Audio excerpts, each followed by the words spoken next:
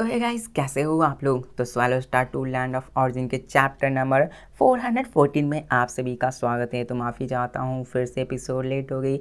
सिर्फ एग्ज़ाम्स तक ऐसे होंगे, मतलब मेरे एग्ज़ाम्स 15 तक है, तो 15 तक बस सह लो, उसके बाद 4-5 बजे ही रेगुलर आ जाएगी। तो चलो शुरू करते हैं।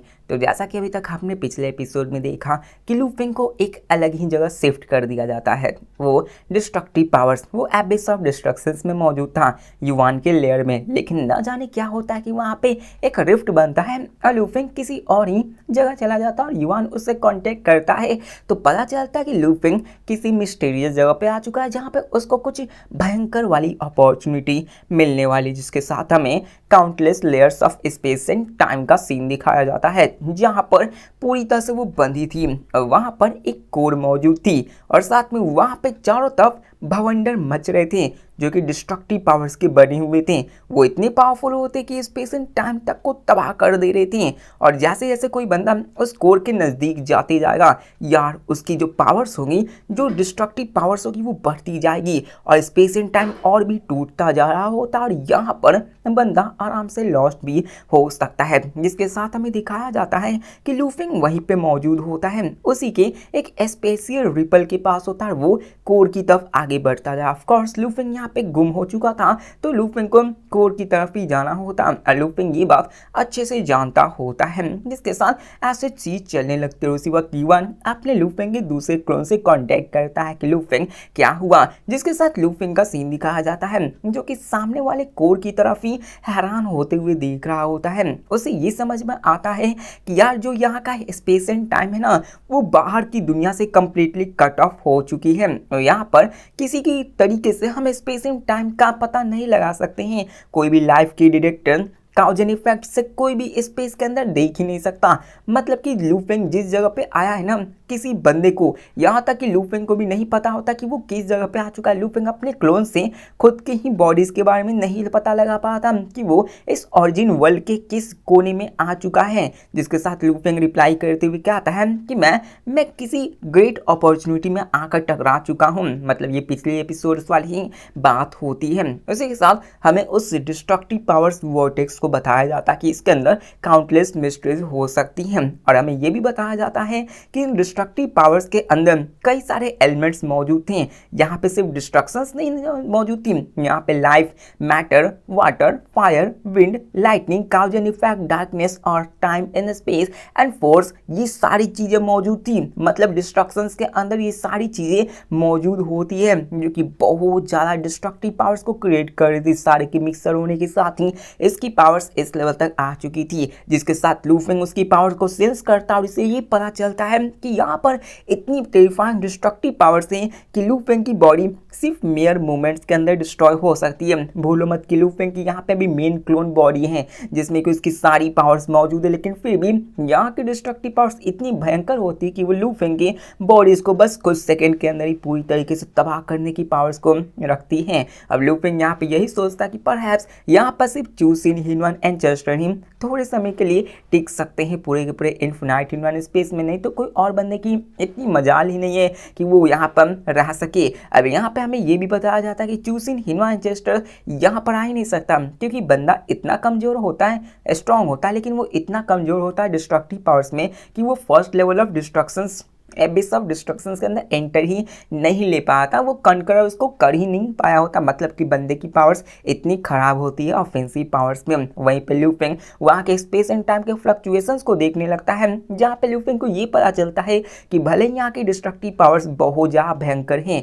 लेकिन वो डिस्ट्रक्टिव पावर्स लूफिंग को जानबूझकर अवॉइड कर रही थी, जिसकी वजह से लूफिंग कंप्लीटली अनहार्म्ड होता है। लूफिंग को कोई चोट नहीं लगी होती है और यही लूफिंग के लिए अच्छी बात होती है, वरना वो लूफिंग को बड़ी आसानी से तबाह कर देती हैं। जिसके साथ वहां पर लूफिंग उस लैबिरिंथ को देखने लगता है और सोचने लगता है कि यहाँ पर क्या हो सकता है। लूफिंग उसके बारे में जितना ज़्यादा हो सके उतना ज़्यादा सोचने लगता है और वहाँ के स्पेस एंड टाइम के फॉर्म्स को देखने लगता है, जिसको देखकर वो ये कहता है कि अगर यहाँ पे ट्रैवल करने की बात हुई तो यहाँ पे लॉर्ड जिंगमेंग को भी एपोस का टाइम लग जाएगा। लेकिन यहाँ पे लूफिंग धीरे धीरे करते हुए कोर के पास नज़दीक जाते जा रहा होता है और जैसे ही थोड़ा सा वो और नज़दीक आता है तो फाइनली लूफिंग को वहाँ पर एक पहाड़ दिखती है, एक माउंटेन दिखती है जिसके अंदर ओवरवेलमिंग डिस्ट्रक्टिव पावर मौजूद होती है जो कि बहुत ही भयंकर होती हैं। और यहाँ पर इतनी भयंकर वाली डिस्ट्रक्टिव पावर्स होती है कि जो लू फेंग के पास वर्ल्ड सॉवरिंग ब्लेड होती है वो भी इस पावर्स को देखकर कांपने लगती है। लेकिन उसी के साथ लू फेंग जब उस पहाड़ पर देखता है ना तो पहाड़ के ऊपर एक दो नहीं बल्कि बहुत ज़्यादा वेपन्स मौजूद होते हैं। कह सकते हो पहाड़ के ऊपर जैसे पेड़ लगे होते हैं वैसे ही पहाड़ के ऊपर वेपन्स मौजूद होते हैं। वहाँ पे एक दो नहीं बल्कि कई सारे होते हैं और सारे तरह के होते हैं, स्वॉर्ड्स, स्पीयर्स, एक्स और हर एक तरह के मतलब हर एक तरह के ब्लेड्स मौजूद होते हैं। और यहाँ पर ये सारे डिस्ट्रक्टिव वेपन्स माउंटेन के एक कुछ पाथ होते हैं। लू फेंग ये अंदाजा लगाते हुए कहता है कि जो वेपन्स मुझे एबिस ऑफ डिस्ट्रक्शन से मिले हैं उसके दौरान या फिर बाकी को जो वेपन्स मिले हैं वो जरूर इसी से ओरिजिनेट होकर आए हुए होंगे, इसी से सबको मिले हुए होंगे। जिसके साथ यहाँ पे लू फेंग उस माउंटेन ऑफ डिस्ट्रक्शंस को और देखता है तो उसे पता चलता है कि माउंटेन ऑफ डिस्ट्रक्शंस बहुत ही ज़्यादा काला होता है, डेंस होता है, बहुत ही ब्लैक मिस्ट से भरा हुआ होता है, चारों तरफ कह सकते हो कुहा ही छाया होता है। उसी के साथ हमें ये भी पता चलता है कि डिस्ट्रक्टिव वेपन्स के अंदर से थोड़ी थोड़ी लाइट निकल रही होती है, लेकिन वहाँ पे 34 लुमिनस ऑर्ब्स मौजूद थे, मतलब गोलाकार करके उसके अंदर वेपन्स भरे हुए थे जो कि उस माउंटेन पे बिखरे हुए होते हैं और किसी डार्कनेस के अंदर स्टार्स की तरह राइज कर रहे होते हैं। मतलब कि वो वहाँ पे मुख्य वेपन हो सकते हैं जो कि 34 की संख्या में हैं और बहुत सारे वेपन्स थे तो वो नॉर्मल वेपन्स थे, जैसे अपने वर्ल्ड सेवरिंग ब्लेड हैं वैसे नॉर्मल वेपन्स हो सकते हैं। अब लू फेंग उन्हीं सबको देख रहा होता कि आखिरकार ये कैसा है। जिसके साथ यहाँ पे लू फेंग ये देखता है कि वहाँ पे एक नोटिस आ जाती है। नोटिस क्या होती है?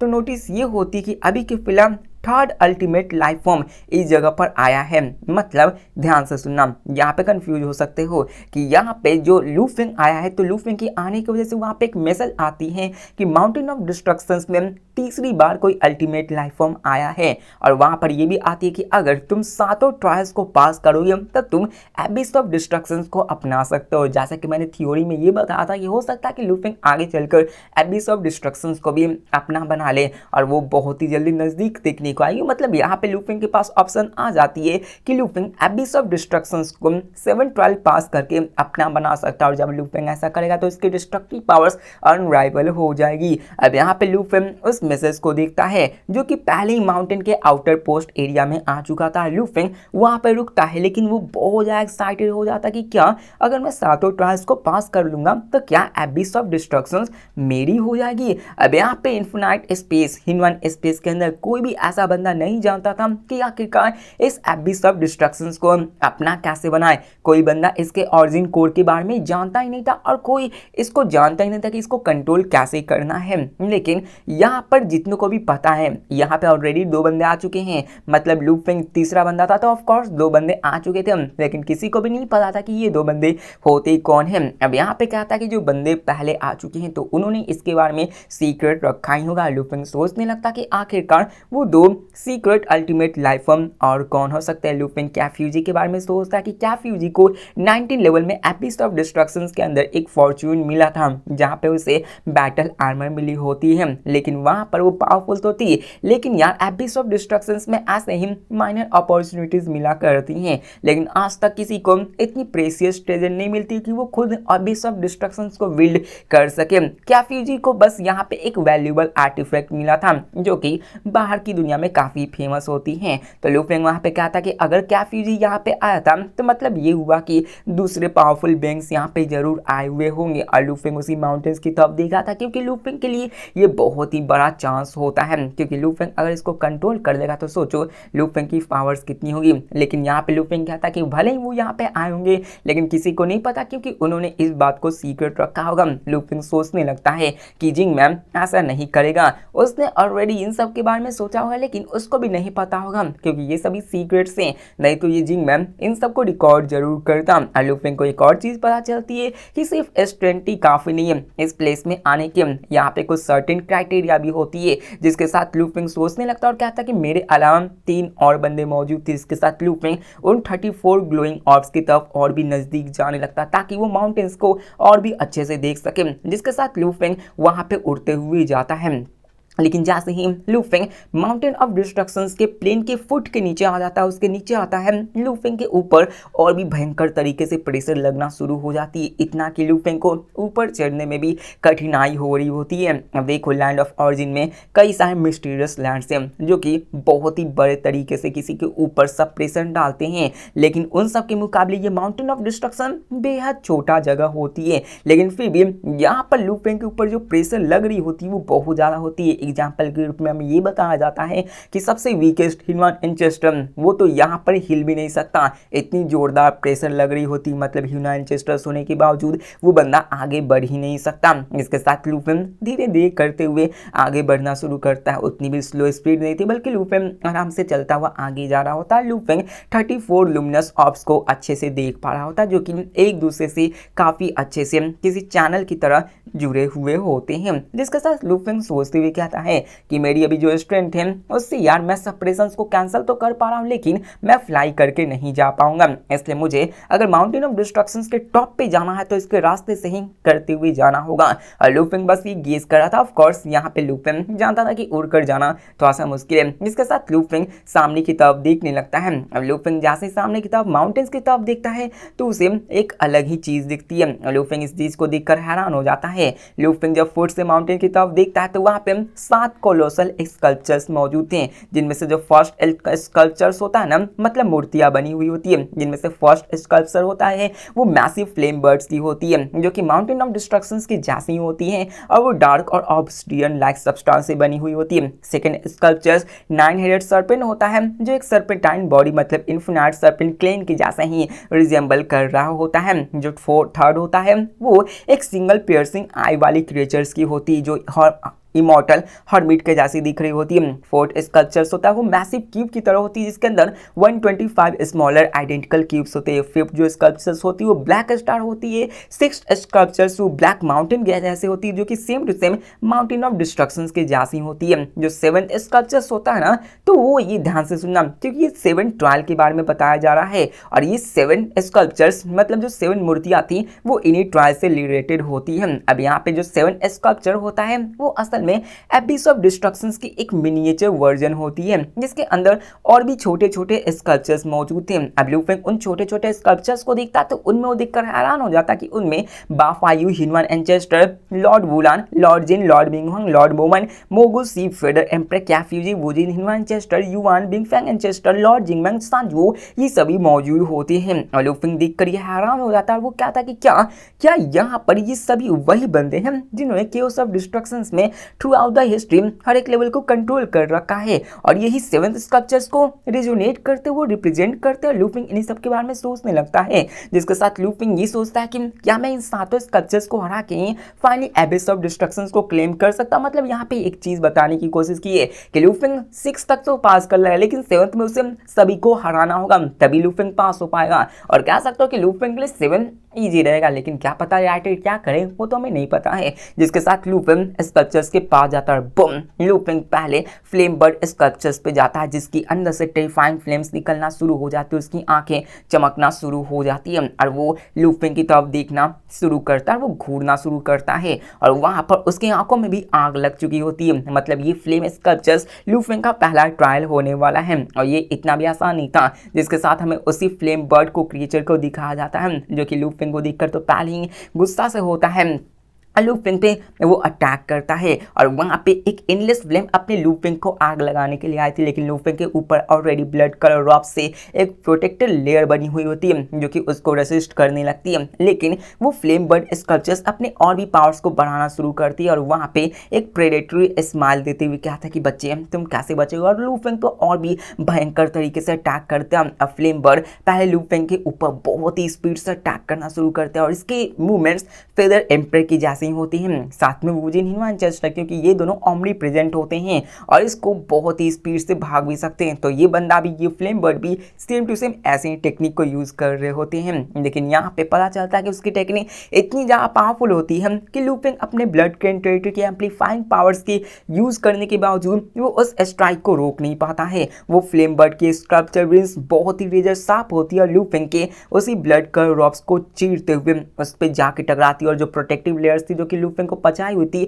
वो किसी फैब्रिक की तरह टूट कर बिखर जाती है और लूफेंग को पीछे हटना पड़ता है। लेकिन यहाँ पर लूफेंग का एक सिंगल स्टेप बहुत ज़्यादा होता है जिससे कि पूरा का पूरा जमीन हिल जाता है, जिसके साथ वहाँ पर वो फ्लेम बर्ड अपनी पावर्स को बढ़ाकर लूफेंग के सीने के अंदर अपने पंखों को घुसाने लगता है। लेकिन यहाँ पर लूफेंग को गुस्सा आता है, लूफेंग उसके पैरों को पकड़ के ही वहाँ पे जमीन पे दे मारता है, वहाँ पे बहुत जोर से ब्लास्ट होती है। यहाँ पे फ्लेम बर्ड यहाँ पे स्टॉल करने की कोशिश करने लगता है, लेकिन लूफेंग अपने 1.8 बिलियन यूनिट्स ऑरिजिन कोर्स की एनर्जी को निकाल कर लूफेंग उसको पटक डालता है और यहाँ पे उसको बहुत ही जोर की चोट होती है, बम। वहाँ पे लूफेंग उसको पटक कर वहाँ पे फिर से पटकना शुरू करता है, मतलब कह सकते कि वहाँ पे कुश्ती होने लगती है। हल्क जैसे लोकी को पटका था वैसे ही यहाँ पे चल रहा होता है। लेकिन दिखाया जाता है कि वो फ्लेम बर्ड स्कल्पचर्स अपने आप को एंडलेस फ्लेम्स में गायब कर देता है ताकि वो इस इंपैक्ट से बन सके और वो पीछे हटकर फिर से वहाँ पे लूफेंग से हटकर लूफेंग के ऊपर अटैक करता ताकि लूफेंग को फिर से जख्मी कर सके। अब यहाँ पे लूफेंग के ऊपर बहुत ही भयंकर तरीके से हीट आ रही थी,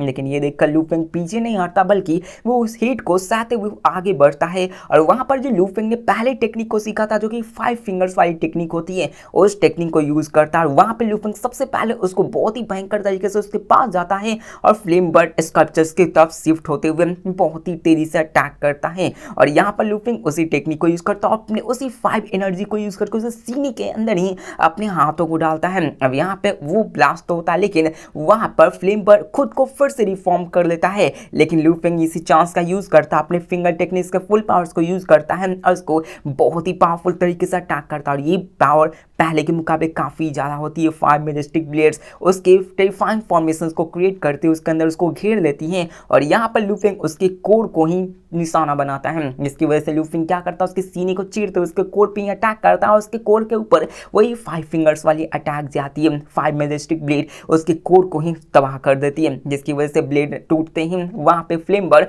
कंप्लीटली डिसअपरेट हो जाता है और फ्लेम्स गायब होकर वहां पे फिर से आ जाती है और ओरिजिनल फ्लेम स्कल्पचर्स के जैसे ही वहां पे मोशनलेस खड़ा हो जाता है। मतलब लूफेंग ने फाइनली इसको हरा दिया होता है और वहां पर लूफेंग जैसे उसको हराता है उसे महसूस होता है कि वो यहाँ पे अपनी खुद की मार्क छोड़ सकता है, जैसे हम सारे लेवल्स में छोड़े जा सकते हैं लूफेंग इस लेवल में भी छोड़ सकता है। और यहाँ पर लूफेंग को एक और चीज पता चलती है कि जैसे इटर्नल लैंड के अंदर जबकि सबकी एक सीट होती है तो वहां पे सब लोग अपने मार्क को छोड़ सकते हैं, तो वहां पर कोई भी बंदा अपने मार्क को छोड़ने के बाद यहाँ पे डायरेक्ट जा सकता है। मतलब इटर्नल लैंड में आपने कुर्सी पे मार्क लगा दिए तो एक सिंगल थॉट में आप वहां पे जा सकते हो ताकि आप फ्यूचर्स में वहां पे आसानी से जा सको। वैसे ही माउंटेन ऑफ डिस्ट्रक्शन भी सिमिलर ऑपरेट करता है। कोई भी बंदा अगर ट्रायल ऑफ इस फर्स्ट स्कल्पचर्स को पास करता है तो उसके पास एक राइट आ जाती है कि वो यहाँ पे एक मार्क को छोड़ सकता है ताकि वो फ्यूचर में यहाँ पे आ सके। और तभी बस यहाँ पे होता क्या है कि लूफेंग अपने अर्थ यहाँ के मार्क पे मर्ज कर लेता है और लूफेंग जैसे ही वहाँ पे मार्क करता है लूफेंग को एहसास होता है कि जो डिस्ट्रक्टिव पावर्स माउंटेन से पहले निकल रही थी जो उसे रोक रही थी वो उतना ज़्यादा नहीं है, वो थोड़ा सा कम हो चुका है, वो डिस्ट्रक्टिव पावर्स कम हो चुकी है। लूफेंग को माउंटेन ऑफ डिस्ट्रक्शन खुद बुला रही हो कि आओ मेरे पास आओ और कह सकते हो कि प्रीवियस बैरियर्स कंप्लीटली गायब हो चुके होते हैं और जो 34 लुमिनस ऑर्ब्स माउंटेन्स में मौजूद थे वो पूरी तरह से क्लियर हो चुके थे और लूफेंग बड़ी आराम से उनको देख पा रहा होता है। ये ऑर्ब्स उनके ट्रू फॉर्म में आ चुके थे और ये रेडिएंट स्फीयर्स निकल रहे थे और इसके ऊपर secret patterns of destructive powers भी होती है और हर एक के अंदर highest level of destructive powers मौजूद होती हैं। मतलब लूफेंग अब क्लियरली इन सबको देख पा रहा होता है और इसी के साथ हमारा ये एपिसोड खत्म होता है। आप देखो राइटर्स ने शॉर्ट एपिसोड्स लिखी होती हैं तो आज की एपिसोड भी थोड़ी मेरी शॉर्ट्स हो गई। तो यहाँ पे कह सकते हो कि अभी के फिलहाल लूफेंग के पास एक तरीका आ चुका है, लेकिन ये देखना है कि क्या लूफेंग अपने इस मिशन को लगातार करते हुए 7th लेवल को पास करेगा और करेगा तो कितने चैप्टर्स लगने वाले हैं। वैसे फर्स्ट लेयर तो बहुत ही आसानी से पास हो चुकी, तो मिलते नेक्स्ट वीडियो में, तब तक के लिए बाय।